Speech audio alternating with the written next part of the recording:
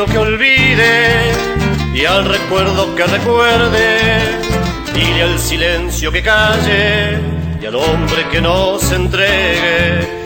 Dile a la madre que cuide de los hijos que ella tiene y a la maestra que educa, que enseñe lo que conviene.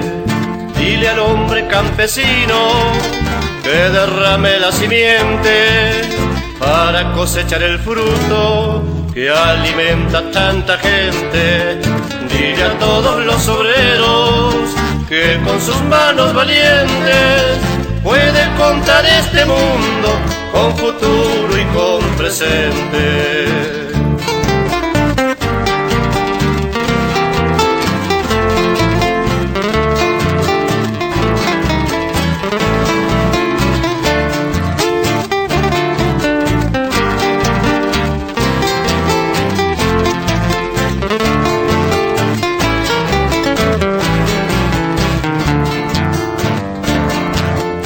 Dile a todos los que van, si están seguros que vuelven. Dile a los sabios que escriben sus dictámenes y leyes, que no olviden que perdón es una palabra fuerte, que tiene vida y poder hasta con la propia muerte. Dile a todos tus amigos, si es que algún amigo tienes, a parientes y vecinos, por si alguno te comprende, que el camino es uno solo y que volver no se puede, porque el viento de los años nos empuja hacia la muerte.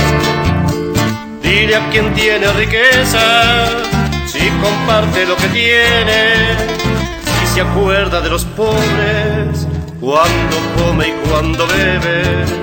Dile a todos los que escuchan, si escuchar alguno quiere, que emanan sabios consejos de cristalina vertiente. Dile a todos los que escuchan, si escuchar alguno quiere, que emanan sabios consejos de cristalina vertiente.